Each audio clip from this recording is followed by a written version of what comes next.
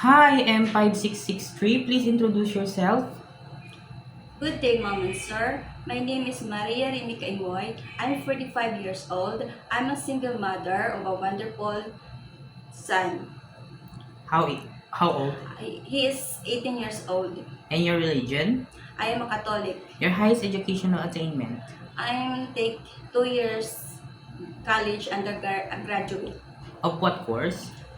Bachelor of Education, elementary education. Okay. Since I saw that you have experience being a helper in Saudi Arabia, tell me about your experience as a helper. I serve 5 members of the family, 2 adults, and 3 children. I taking care of the children, give them nutritious food, keep them safe and clean, and sometimes playing with them. And other household chores that you do? Um, I'll do washing clothes, iron the clothes, cleaning the house, and basic cooking. And Okay. sometimes going to supermarket to buy our daily needs. Okay.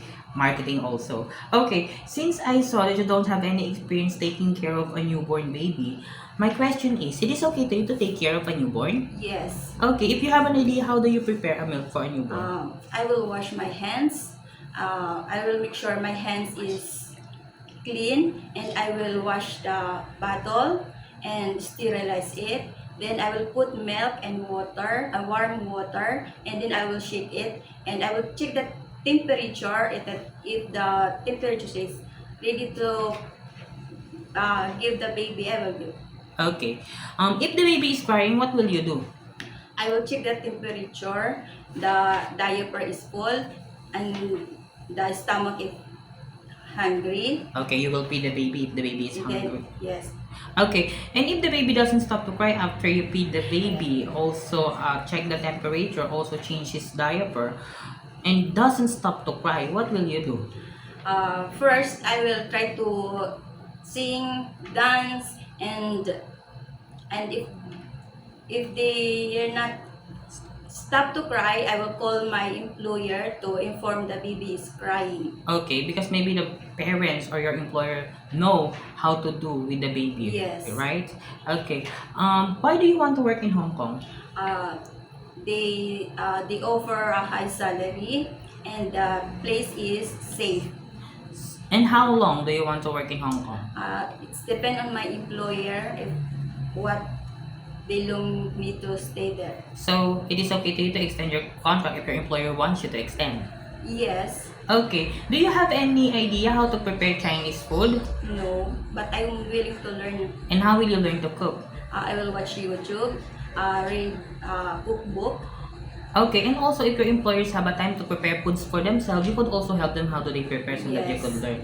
And also be honest with them that you don't know how to prepare Chinese food. Ask them if they could teach you how to prepare. Okay, what will you do if there is someone outside the house of your employer telling that they were a visitors and your employer doesn't at home that day? What will you do?